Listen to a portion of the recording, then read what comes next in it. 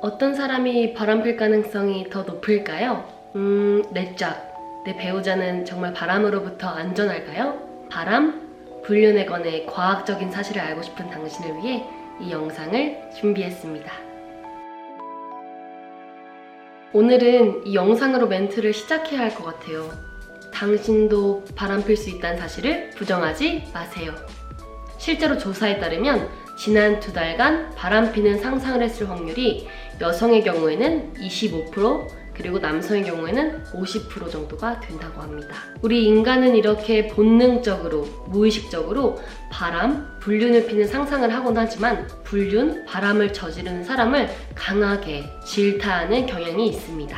심지어 성매매가 합법이고 성적 지향은 개인의 자유라고 여기는 네덜란드에서조차 이런 행동은 78%의 사람들이 잘못된 행동이라고 말했습니다.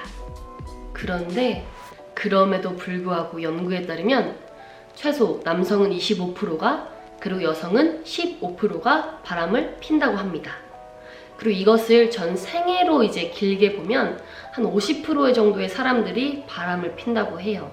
이런 얘기를 들으니까 내 남자친구나 여자친구 아니면 내 배우자가 바람을 필 수 있다는 그런 무서운 생각이 들지 않으시는가요?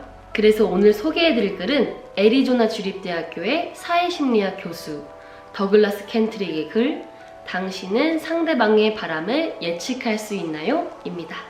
더글라스 켄트릭은 이 글에서 바람필 확률이 높은 사람에 대해 과학적으로 연구된 자료들을 소개하는데요. 그 전에 앞서서 켄트릭 주변 사람들, 주변 경험을 통해 어떤 사람이 더 바람을 많이 피는지 한번 되돌아보는 시간을 가집니다. 여러분은 어떤 사람이 더 많이 바람을 핀다고 생각하시나요?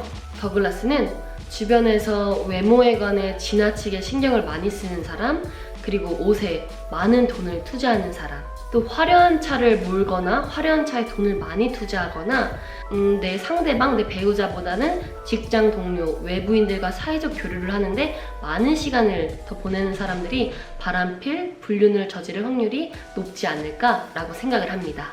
그렇다면 과학적인 연구는 어떤 사실을 말해줄까요? 한번 같이 살펴보도록 하겠습니다. 연구 결과 흥미로운 사실은 사회적 계급, 교육 수준, 경제적 상황이 불륜 그리고 바람을 피는데 직접적인 영향을 미치지는 않는다고 해요. 그러니까 학력이 높든 낮든 그리고 연봉이 높든 낮든 이것과 불륜, 바람은 상관이 없는 거죠. 하지만 신경증적으로 약간 불안한 기질이 있는 사람, 그리고 결혼 전에 수많은 연애 경험이 있는 사람, 또 현재 파트너와 안정되지 못한 관계를 갖고 있는 사람이 바람필 확률이 높다고 합니다. 또 문제가 될 정도로 술을 많이 마시는 것도 바람, 불륜과 관련이 있었습니다. 일반적으로 술, 마약을 하는 것과 성적인 행동을 하는 것은 동떨어진 관계로 볼 수 없다고 해요. 몇몇 연구에서는 현재 파트너와의 불만족한 관계가 바람, 불륜에 영향을 준다고 나타냈습니다.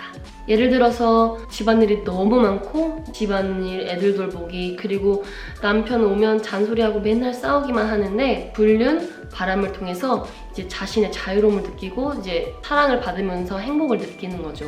이런 연유로 이제 바람, 불륜을 필 수도 있다고 하네요. 그리고 17년간의 긴 연구를 통해서 바람과 불륜은 부부 갈등의 원인이 되기도 하고 결과가 된다고 하는 사실이 밝혀졌습니다.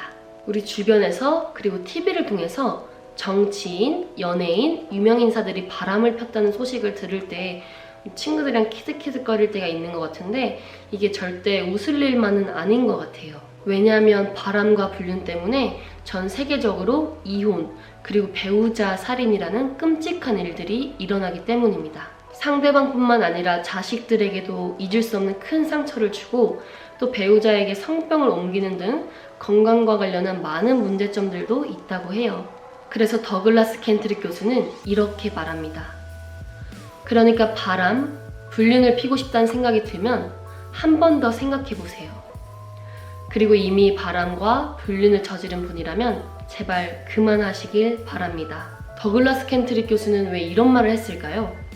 사회심리학 교수여서? 아니면 인생 선배로서? 사실 켄트릭 교수는 유년 시절 불륜으로 몇 번의 이별을 경험한 사람입니다. 그 결과 자신의 2살 된 아들의 인생을 망쳤고 또 10년이 지난 이후에도 평생 후회를 하고 있다고 합니다. 그때 당시 켄트릭 교수가 받은 조언은 이것이었다고 합니다. 너가 옳다고 생각하는 걸 해. 그때 당시에는 켄트릭 교수는 그게 최고의 조언이라고 생각했지만 지금 되돌아보면 최악 그리고 정말 근시안적인 조언이었다고 말합니다.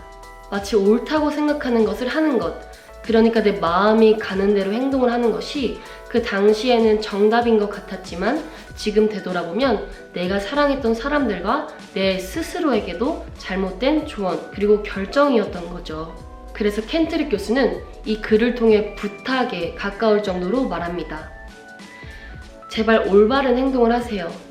당신의 짝을 위해서만이 아니라 당신 자신을 위한 일이기도 합니다. 여러분은 더글라스 켄트릭 교수의 이야기를 듣고 어떻게 생각하시나요? 켄트릭 교수처럼 모두의 행복을 위해 올바른 행동을 하는 게 맞다고 생각하시나요? 아니면 내 행복을 위해 지금 마음이 가는 대로 행동하는 것이 맞다고 생각하시나요? 교수의 의견에 동의하시거나 아니면 다른 의견이 있으시다면 여기 아래 댓글에 남겨주세요. 오늘 영상은 여기까지이고요. 저는 더 멋진 사랑을 꿈꾸는 여러분들을 위해 좋은 정보를 들고 찾아오겠습니다. 여러분, 사랑도 공부가 필요합니다.